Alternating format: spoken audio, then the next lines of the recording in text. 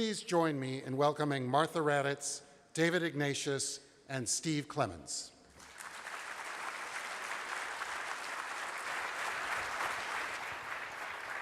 Thank you. Hi, folks. Hello, Folks. hello. Thanks, John. Martha, David, thank you so much for joining us. Hello, everybody. We're going to have some fun now, and we're going to get to all of you shortly after a little discussion. I'll tell you the one thing that was missing from the introduction about my friend David Ignatius. You can skip the columns. Just read the novels. His fiction is phenomenal, and what he gets in whether it's Blood Money or The Director or his, is it out yet, Quantum Spy, which is, no, I don't think it is. Coming I don't out have it. in November at a bookstore near you. Hopefully there'll be bookstores still. Right, Yes. there'll be bookstores. But David is, has movies and a whole nother side to him, which we'll get into. But basically, I look at all the stuff that hits the cutting room floor, makes these great novels, and that's really fun. And Martha, I know that, where does the cutting room floor stuff hit for you? There's a lot of stuff on the cutting room floor for me, a lot of cutting room floor stuff. So we have a room full of people who are engaged in international, engaged in international engagement, American engagement in the world. We're obviously in a time where a lot of the relations that the United States has had, the way we've done global affairs, essentially is being tested. I can think back when I was running the New America Foundation about raising the question of whether NATO had a purpose in the future.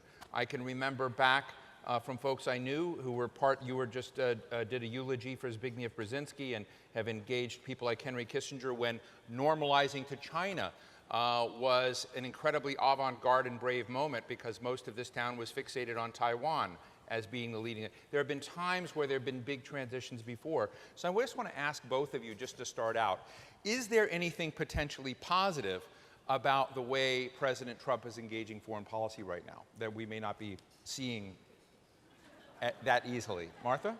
First of all, I just want to say that I want you all to remember that David Ignatius is a columnist. I am a correspondent.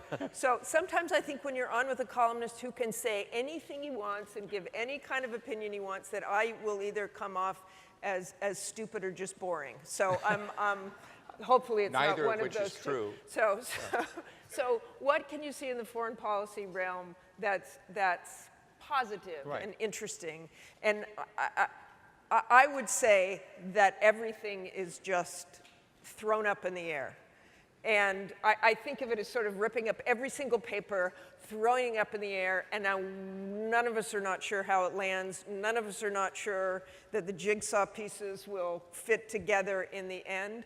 I think some of it is so surprising for foreign leaders and for people I've talked to overseas, and I'm sure David has talked to overseas, that they look at it in some ways as chaos. I look at North Korea, for example, and I would start there because of what happened today, and Dennis Rodman is apparently back. I guess you were surprised by the success of his trip. Yeah, it was incredible because even before he arrived, they released one of the detainees who we hope will be okay, but is apparently in a coma, the young man, Otto Warmbier, who went to UVA. And I would not be surprised if North Korea invited Dennis Rodman in to kind of take the attention off of the fact that this young man has been in a coma or is very ill right now. But I look at North Korea and I think decades and decades and decades of covering North Korea, and they're getting more missiles, they're getting more nuclear weapons. Nothing has worked. So in some ways, the shock to the system of hearing a President Trump say things that we haven't heard before, and just outright threats, or as a candidate, he really did draw a red line that he's not going to get a nuclear missile on top, or a nuclear weapon on top of a long-range missile. It's not going to happen. To me, that is a red line. But then again, he might not actually believe that in a few weeks or a few months. And I think the thing, I'll stop and I'll just say the positive stuff and we can go to the other stuff later. Or David can. David. So the first positive thing I want to say is it's wonderful to be looking at a big ballroom full of people who care enough about America's engagement in the world to be here and attend this this gathering who think that America They're here because there's air conditioning in here. well, you know, there are And lots, we're more lots exciting of than good the reasons. Sessions, okay, than the Jeff Sessions but thing. The idea that America's security, economic well-being comes from being connected to the world, not separating from the world, is the beginning of wisdom. And I just am glad that you're taking that message seriously. What can you say positive about the Trump administration and foreign policy? Well, the first thing you can say is he picked a pretty good team.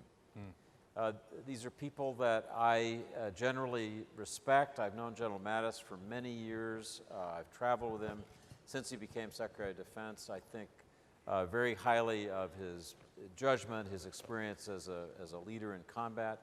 I'm coming to think that Secretary Tillerson can be a good Secretary of State. He needs to talk more to me and Martha and to Steve. And Steve, thank you. But I think that he is taking his own position separate from the president.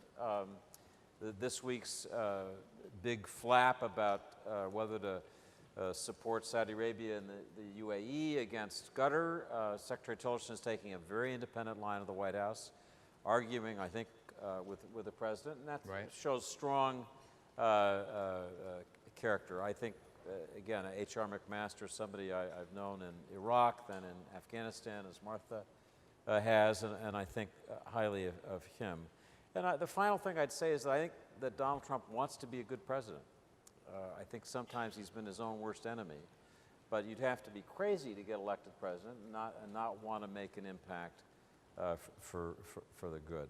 The negatives we'll talk about, but just the simple way to state this is I grew up, as I think most of you probably did, thinking that the Marshall Plan under Secretary of State George Marshall embodied the outward-facing, idealistic America that was powerful. We just celebrated a week ago, Monday, the 70th anniversary of General Marshall's speech at Harvard announcing that plan. And I said in a speech that I gave that day, where Ignatius entitled his memoirs, Present at the Creation of this extraordinary world of American alliances and power, I sometimes feel we're present at the destruction.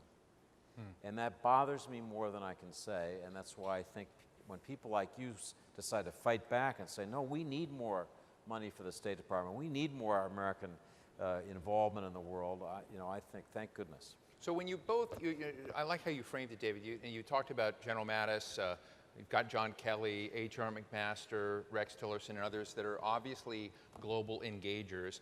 There are also many members of Congress, many that I've met at USGLC dinners, in fact, who've come here at times when, I remember it used to be a cliche, but it was true, where not a great number of House members had passports, for instance. That used to be something there, and people began to turn that around, and I think this organization had a bit to do with that. But how do you see the many complexions, if you will, of the personality of this administration and Congress being shaped in a constructive way, so that the, I don't know how to put it, the America alone doesn't become the dominant personality of this, schizophrenic situation? I'd also like to talk a little bit about the Mattis and the Tillerson and McMaster. And I think of them, and this may be entirely wrong, but I think of them in their own orbit. I mean, that they are sort of circling the sun of Donald Trump. Right. And that they are making a difference in a way that is unlike anyone has done before. They are doing it. I mean, I think back to when General Mattis first met President-elect Trump, and they talked about torture. And I can see someone else who has strong feelings about not torturing people, like General Mattis, doing it in a way that would not have worked with Donald Trump. And instead, he talked to him in a way that Donald Trump would say, yeah, that's a great idea. Don't do it, you know, we don't need torture, just give him a cigarette and a beer. General Mattis used his skills as someone who wants to get something done, and as a leader, not to go behind Donald Trump's back, not to try to manipulate him outright, but to really just talk to him in a way that he can relate to. And that's what I think is going on there. I mean, they have a lot, General Mattis has a lot of autonomy right now. The more I read And do you think he's created space, particularly for the congressional side of this, for other global engagers to feel comfortable doing that? Because I think that there is a bit of a litmus test right now that those people that are more highly globally engaged are looked at as suspect by the Steve Bannon crowd in the White House, let's just be honest. So, I'm just wondering whether that has created space for particularly Republican congressmen, though I would say all kinds, but Republican congressmen that have been globally engaged in aid and development, poverty, all sorts of kind of development challenges out there, whether or not the people around Trump are giving them space versus the America Firsters. I think you have the America Firsters for sure. And I guess what I was trying to say with General Mattis is I think there is space, but you have to do it in a way that is relatable, that isn't in your face. Right. This is how we should do it. This is how we should, if you want more money for the State Department, if you want to globally engage, it's not going to come from shoving it in Donald Trump's face. It's just not going to, or Steve Bannon, or anyone's face. It is making a case for what it is you believe in ways that you've never done before, in different ways. Every administration is different. So in that sense, you know, you approached the Obama administration in a certain way, and you might have felt that was friendlier towards what you believe. But you still approached them in a way that they would respond positively. David? I think the art of working with President Trump is one that people are still learning on the job. It's complicated. He gets his back up. If it's clear that if he feels he's being criticized, he can react very angrily. He uses this instrument of instant communication, Twitter, that often has a very disruptive effect on the people working for him. We'll see over time. If he wants to be successful as president, he's going to have to find a way to modulate that to achieve what he wants. I think, you know, we all want our country to succeed. So I think this is a learning experience for every member of the cabinet. I think with this president,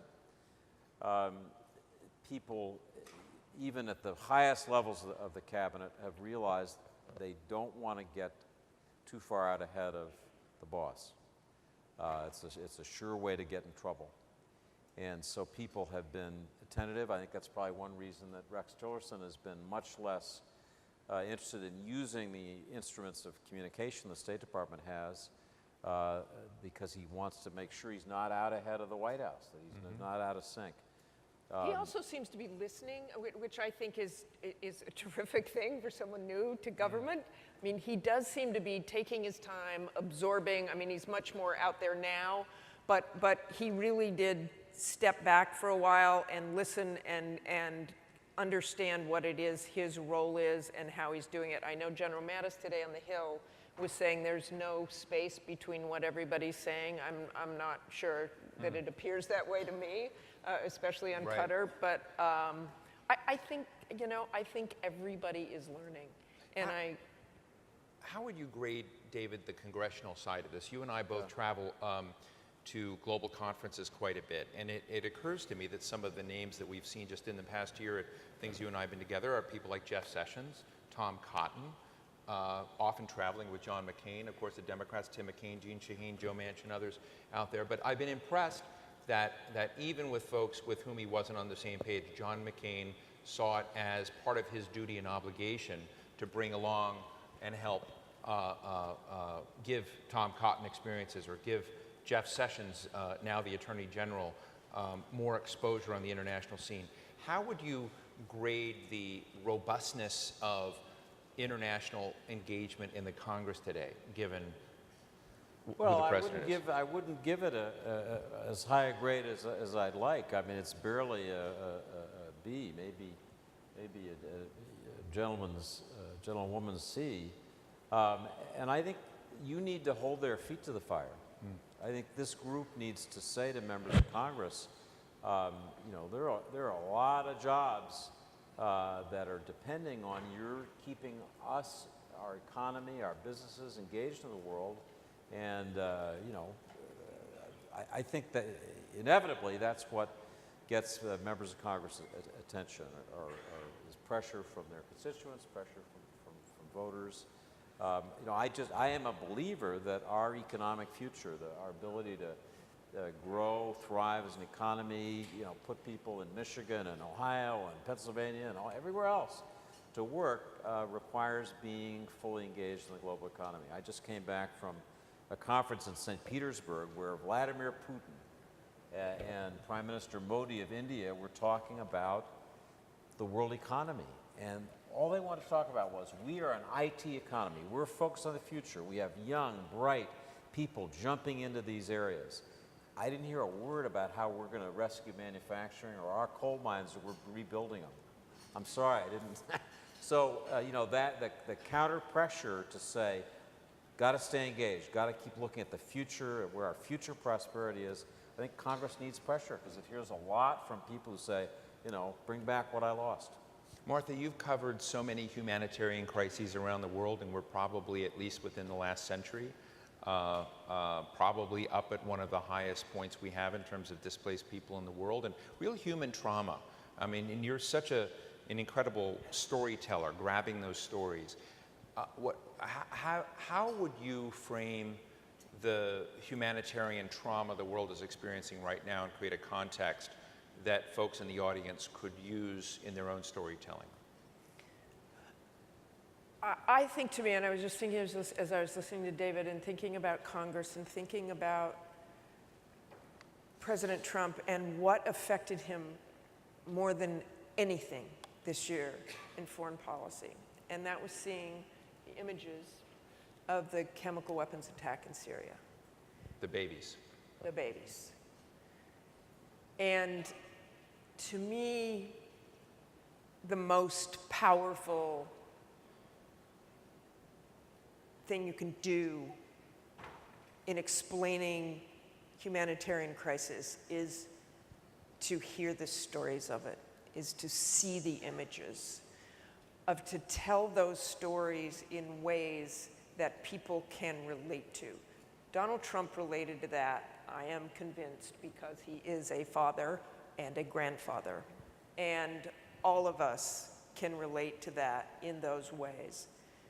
What happens, and you all know this, is if there are too many images and too much tragedy and too many humanitarian needs, people tend to forget about it. I always tell my journalistic colleagues, and after covering conflict for all these decades and decades, and there are periods, and there is a period now when people are tired of hearing about it.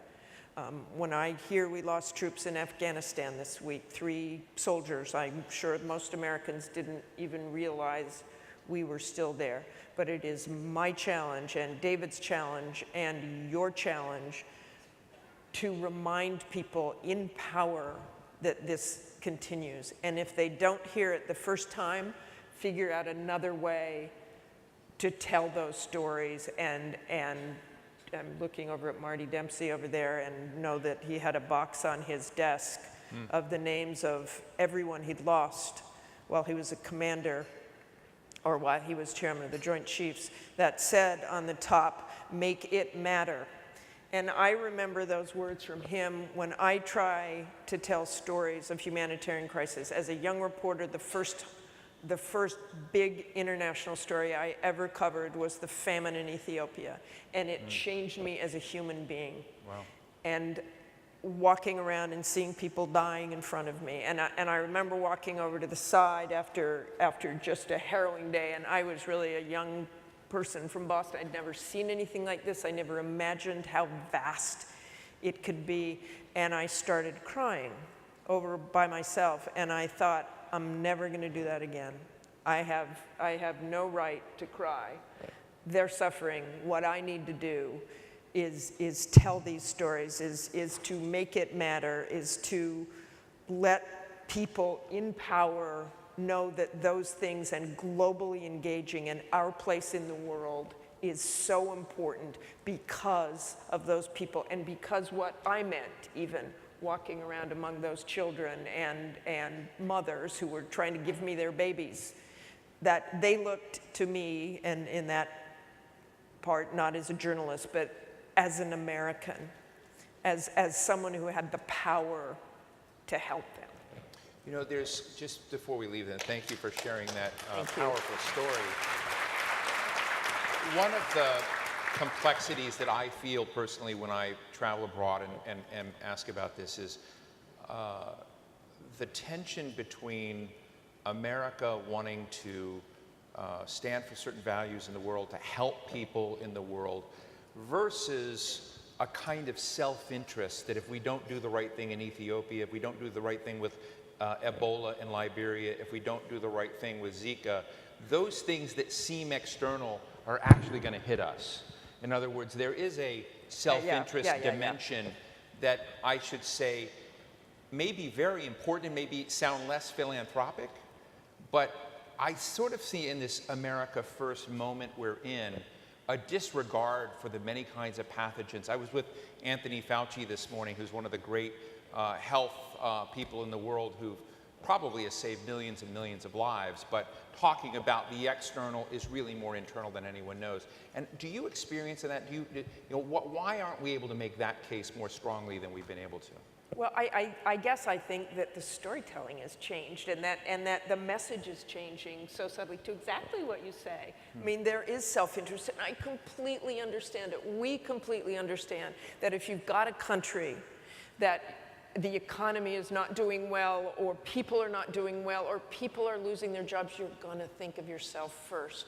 But if you just do that, if you don't expand your world, and you know, David and I, I'm sure, completely agree on this, you just have to care about the rest of the world. You can care about yourself, you can care about your neighbor. I deeply love this country,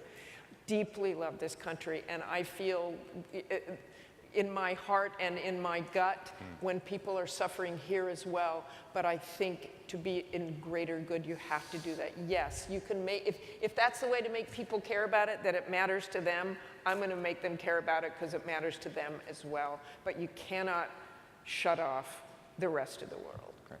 David, you produced my favorite book in the world. We were just talking about it. David edited and hosted a conversation. I think there were about 9 or 10 conversations between Brent Scowcroft, former National Security Advisor, and the late Zbigniew Brzezinski, who just passed. It was called America and the World: Conversations on the Future of U.S. Foreign Policy. And it was just a brilliant expose that you led these two great thinkers and strategic minds. And in there, when you go through and look at the book, two of the topics that kept coming up over and over and over again were America had to get its relations with the great powers right, China and Russia. This last January, I was in Davos, and I saw Xi Jinping essentially acquire Davos. He said, don't worry about Donald Trump, not by name, but don't worry about the United States misbehaving. I'll protect global markets, and I will save the world on climate change. And I'm interested in, you have been such an important voice about getting America's great power relations right. I'd love you just sort of give me a grade on how we're doing on Russia and how we're doing on China. Well, Russia, I think we blew up the classroom, or they blew it up for us. Just to say a word about this big, whose funeral was Friday, and Brent Scowcroft, who's getting on. It was Steve who asked me to moderate a conversation between the two of them. It was 2008. The country was almost as divided then as it is now. People were angry at George W. Bush. People around the world were angry at America for Iraq. And the idea here was to see if we could get these two preeminent former national security advisors to talk about the way they shared a common view of the world and the problems ahead for America. And it was amazing that this Republican and Democrat on almost every major issue had a similar view about the need for an outward-facing, engaged, wise America that would kind of figure out ways to talk to traditional adversaries, that would figure out new ways to project power, that would deal with the fact of a rising China, would avoid cornering Russia and making it feel too defensive and reactive. It was amazing week after week to hear them articulate what was basically the same shared vision. I've actually thought of trying to reconvene that, Steve, trying to find two people who embody Republican and Democratic ideas about foreign policy and see the extent to which they merge. You know, we're in a difficult period now, and because the strongest voices in the White House say that order that Zbigniew Brzezinski and Brent Scowcroft stood for, help build, help defend, that order has been detrimental to American interests. I could not disagree more strongly. I think that is just a terribly mistaken view. I try in every column I can to push back. You know, I'd love to give you arguments to take in your visits to the Hill to say, this is not the way we think. It's not the way our neighbors think. It's not the way we look at America's future, because I think that's so important. But you know, the fact is, as America retreats by design now, America first, we're going to come back home, we're going to pull back from our commitments, others are advancing. China is advancing. China, in an instant, the minute that the TPP, Trans-Pacific Partnership, was shelved, I think a terrible mistake, there was China with a new structure, ready to go, ready to fill that void. I've just come back from Russia, as I mentioned a moment ago, and I found an atmosphere of triumphalism among Putin's advisors who I talked to. You know, American power, we thought America was so strong, you know, it's crumbling, and we're ready to come fill that void. So if we don't watch it, as Steve said, there were so many members of Congress who get it, who want America to be engaged. By the time that comes back to the center of our politics, an awful lot of ground will have been lost. People are going to fill this void in these years. Do you think it's reclaimable? And just before you know, a few years ago, Bono came through town. We were talking. In fact, it was around the time I'd just been at a U.S. Global Leadership Coalition dinner, and we were talking about aid. I was talking about China and Africa. And he says, Steve, you know, if you go to these camps where people have been displaced, guess where the tents are made? They all say made in China. And of course, America is helping and is engaged deeply, but the visibility, the presence of China in all of these things is already there. This is years ago. But I'm interested, do you think there is a set of circumstances where just, you know, no matter, maybe with President Trump's help, maybe without President Trump's support, that leadership in the world can be reclaimed, that we can get back on that track? It's going to take a strong bipartisan consensus that this is in our interest. But my fear is the America First ideology is really going to produce a post-American world. It's going to produce the eclipse of American power and influence, not the enhancement of it, and that worries me. Martha? I was just going to bring this back to a more local level in terms of how I see that and the America First, or the rest of the world looking at America in a different way. Right. And it reminds me very much of Iraq. I'm not comparing America to Iraq, but in terms of how you look at these things and how the world looks at these things. And in Iraq, we called people the fence sitters. And those were the people who we didn't know whether they were going to come over to the American side or whether they were going to go to the other side. Again, I'm not comparing China to, you know, ISIS or Al-Qaeda, But it's the same kind of thing if you've got people sitting on the fence and they don't know which way to go and they don't trust that America to stay, and that's what that was about in Iraq. They didn't trust whether we would stay, whether we would support them after putting their lives on the line. Then they are going to go on the other side of the fence. And in this example, obviously, that David's giving is China, because you're not, if you don't rely on America, you don't see it in the same way. And I think getting that trust back is much harder if you've lost it. Let's go into a quick lightning round between us real quick, because I want to go to all of you. But David, real quickly, both of you real quickly, there's been a lot of focus on this proposed budget cut of 32% to the State Department, USAID, eliminating official development assistance, zeroing out non-military assistance to 37 countries. Do you think we have to worry about that given the way the budget is cooked? I mean, it's a marker out there, but do you think it sees any chance of actually seeing the light of day in terms of I think it's going to be turned back, and I'm glad of that. The General Mattis put it best. If you don't fund the State Department, you're going to have to buy me more bullets. There is no stronger supporter of full funding for State Department activities, USAID, than the Secretary of Defense. So your answer is not too worried?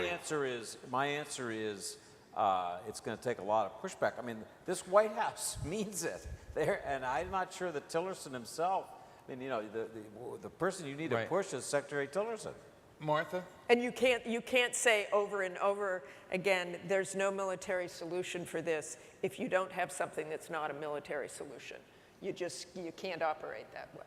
Let me just ask you finally, and this is very personal for me, is basically the state of journalism and the world in journalists, which I know you've both been so deployed in speaking to the power and importance of journalism in free and open societies around the world. But I don't know if folks of you guys have noticed, but journalists are under attack, under siege all around the world. Turkey, it's not a good scene. Russia, certainly not. And I have to say that sometimes it's not too pleasant in the United States.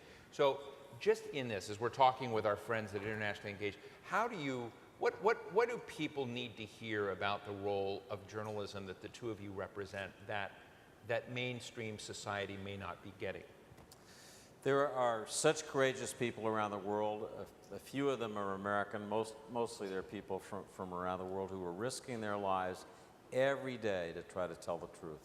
I was with Prince Zaid, the head of the UN Human Rights Commission, a week or so ago, and he said, you know, it moves me so much every time I travel and I sit with a journalist and he knows the next story he writes, they're going to come for him. They're going to arrest him. He's going to be in jail for 10 years. He's not going to see his wife or children, and he writes the story anyway. Why does he do that? And, you know, there are thousands of those people who are taking risks every day. They do it because they believe in the same values we do. And it's really important for us to keep faith with them in my profession, but I think all of us as consumers of good, factual reporting. Martha?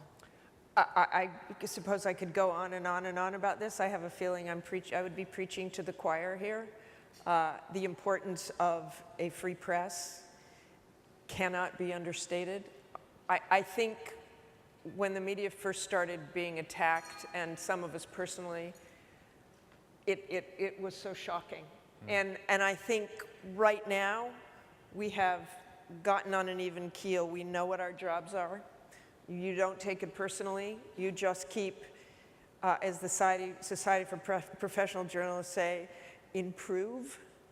And they've been saying that for more than 100 years. And it is my determination for all of us to keep getting better, keep doing the jobs we do. I also saw a young woman this week awarded a photojournalist in the name of Anya Niedrichhaus, who won the Anya's Award. Anya lost her life in Afghanistan shooting pictures, and this young woman, Stephanie Sinclair, has been documenting child brides around the world, and Stephanie was just the most amazing young woman. And when we get attacked, I look at people like that, or I look at people like David, or I look at people, There's a great wall of heroes at the museum, by the way, that if you guys have a chance to visit the museum, there's a great wall of journalistic heroes from all around the world who've lost their lives in this profession. And I'd recommend it because as you're talking to legislators, these human stories of people in other countries that you're trying to help, all of you are out there trying to help in development and help in women's rights, to help in minority rights, to help it's Flint, get the water in systems Flint. fixed. Yes, you know? exactly. And It's so the all water of that in Flint. requires It's the local currency of officials. journalism. It's all of this that is so powerful. And you're, Tip O'Neill, All News is Local. It is, and there's so many fabulous journalists locally who are uncovering rocks and exposing things that we all need to see domestically and worldwide. And that's the power of what we do. We will make mistakes. We have made mistakes, but we correct them and we improve, and we are a vital voice in this nation. Thank you, David. So just to give you a brief image to take with you as you are talking on Capitol Hill. A week ago, I was sitting in Moscow talking with a Russian investigative reporter, Andrei Soldatov. We're maybe 2 blocks from Lubyanka prison, which is where the KGB, now the FSB, has its headquarters. And he was going through the details of what he knows from his reporting about how the Russian meddling in our elections happened. There we were out in the open, and he was just telling me, and I was taking notes. It was for quotation. It's in the newspaper since I got back. I mean, there are people who risk everything for this work of journalism. And I want you to see this young man. He does it with his wife. I asked him, how do you stay alive? How do you stay out of prison? And he gave one of those wonderful brave person answers, which was sort of like, oh, I just don't think about that. Well, again, this is a wonderful connection of someone doing that role, playing that role there has direct impact on what's happening in our own democracy. So thank you for that. Let me open up the floor to questions. We've got microphones over here. We've got a gentleman making his wave quickly. I hope whatever put you on crutches was fun. Good afternoon to all of you. I have no question, but I have compliments to It's your got to be journalism. really short. Okay, I'll make short. May I please hand this to Miss Martha, Miss David? That's all. That's all. Okay. Can I do that? Sure. We'll come. Don't Yeah, shoot. yeah. We'll come. Okay. I don't All want right, to make thank a you. man We'll jump over here. on Yes. crutches. Thank you. Thanks so much. My name is Peter Kranstover. I'm an adjunct professor at Marquette University, and I was with USAID for 30 years, most recently in Pakistan as a foreign service officer. Thank you for what you've done. Thanks so much. A real privilege, I should tell you, doing that. We'll be up on the Hill tomorrow. I've enjoyed these anecdotes. I was hoping either one of you, any one of you, might give us one more that you experienced in your travels overseas. We've got a few of them now, but that would highlight certainly global and humanitarian U.S. leadership in places you've been. Thank you. Martha? Boy, I think the last places I've been were the Zaatari Camp in Jordan, which is when you fly and see aerial views of that camp and the help we're providing and the help the UN is providing, and in Pakistan, the relief during the flooding.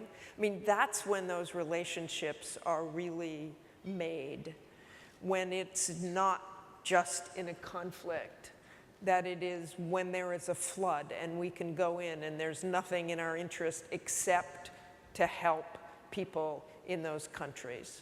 And those are, I mean, I can't even remember all the places I've been where we've had influence and where we've changed people's lives and where people come up to me and say, and again, not as a journalist, but probably just as an American or someone they see who is helping them, and how much that means Haiti.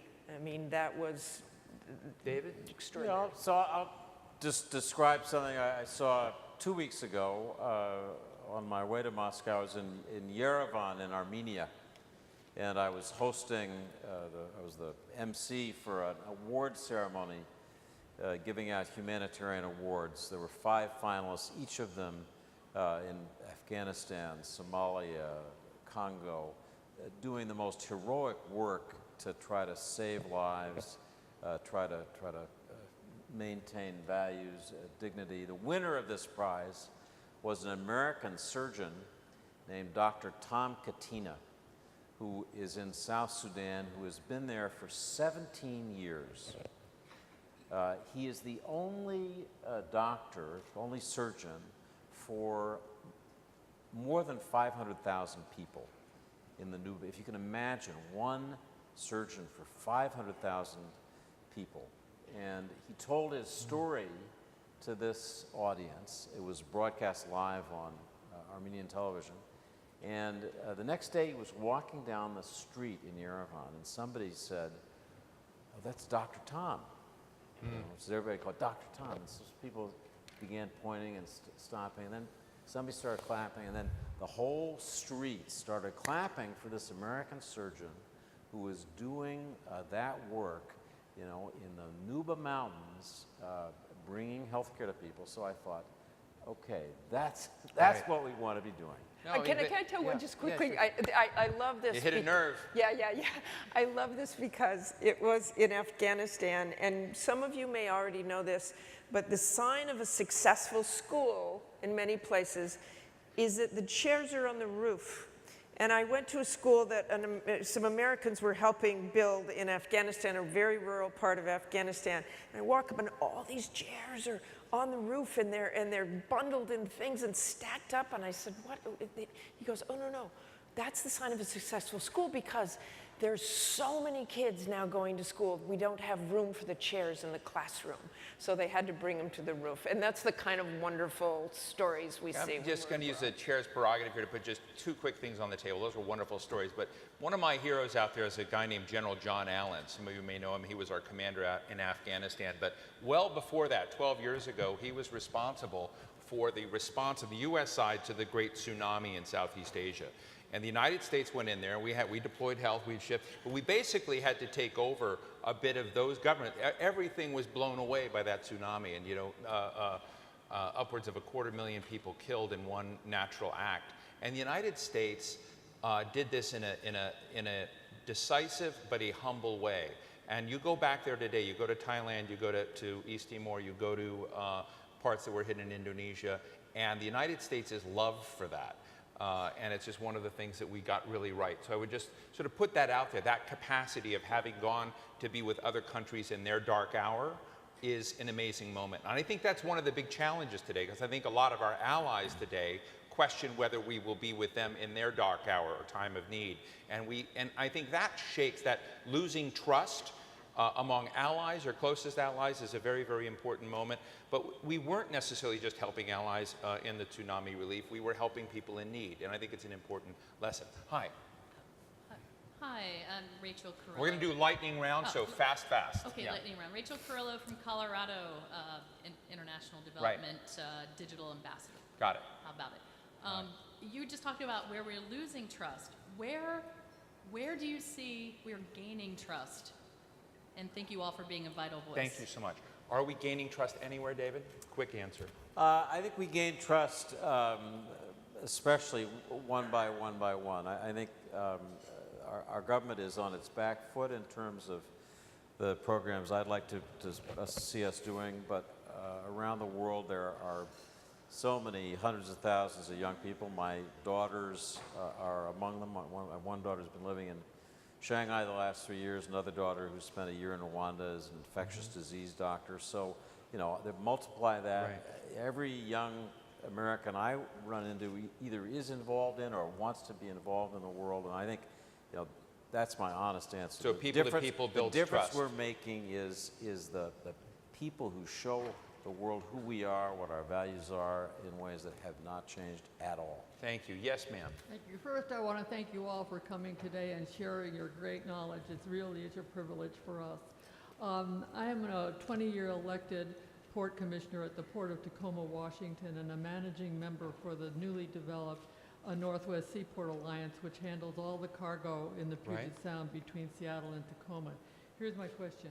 Living on the West Coast, trade with Asia and the rest of the world is a huge part of our local economy. But given the recent concerns on both sides of the aisle about trade, What argument would you make in favor of America's global economic engagement?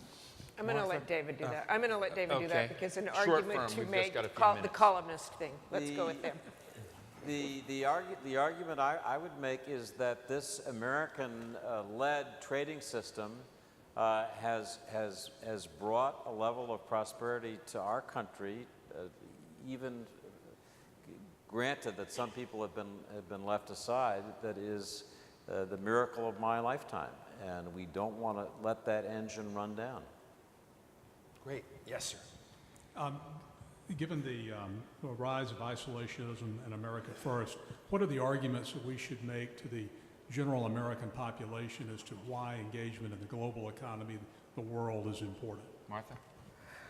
I think, again, I don't want to get in a position where I want to tell you what to do and how to do it. But I think, just as David just said, if you look at the global economy, you look at what it's done for us and globalization and the economy and reaching out, I think that's probably the best argument you can make. Thank you. Yes. So, just a brief, my first job as a reporter was in Pittsburgh, covering the Steelworkers Union and then covering the steel industry. So I go back often to Pittsburgh. It's noteworthy that Pittsburgh, as a community led by its mayor, just said, don't give us this stuff about Pittsburgh, not Paris. You know, we feel connected with the world. The truth is, post-steel, Pittsburgh is one of the real economic success stories in our country. It's dynamic in healthcare, it's dynamic in computer science. Per capita income in the greater Pittsburgh area, in real terms, is significantly higher now than it was in the boom era of the steel industry. People forget that, but Pittsburgh actually shows how our economy adapts, stays strong, creates new jobs. I would just simply say, because I think I was born in Salina, Kansas, just a few miles down the road from where Dwight Eisenhower was born. Dwight Eisenhower's helped save the modern world, so there's one thing. But my family's from Bartlesville, Oklahoma. I don't know if anybody knows where Bartlesville is, just north of Tulsa. Many of my relatives supported Donald Trump, and they come from a situation in which they feel kind of economically screwed by this town, by Washington, D.C., left behind. I have family members who fought in Afghanistan, Iraq, other conflicts before in Kuwait, and have had a hard time keeping jobs and positions open. So I don't want, when people are up there talking, to run away from the fact that there are real people who are patriots, who've done great things for this country, who are in communities and have their problems glossed over.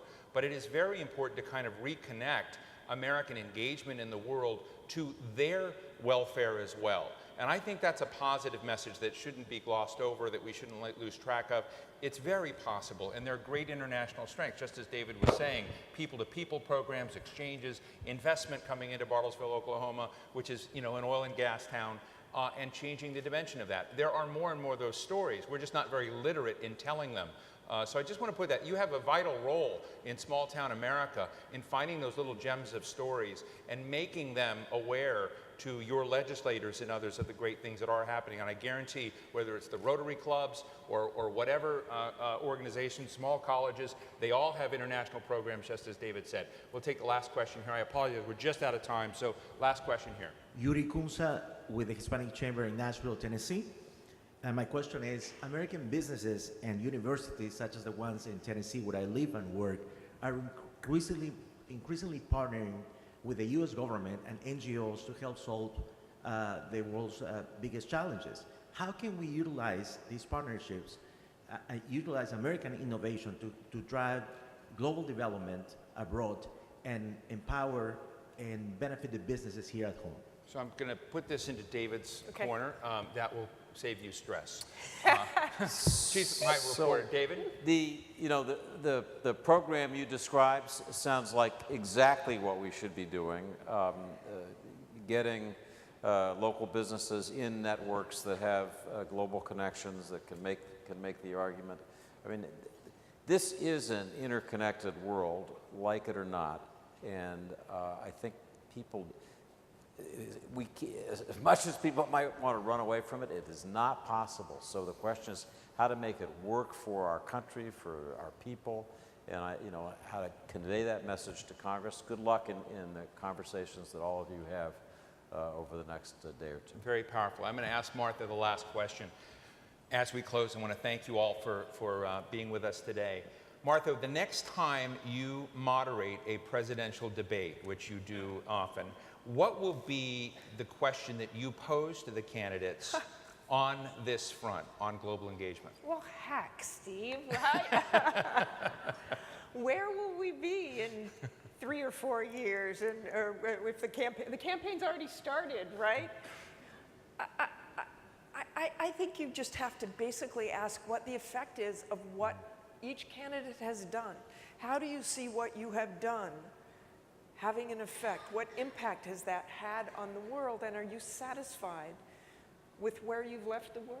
I mean, I think, or where you want the world to go.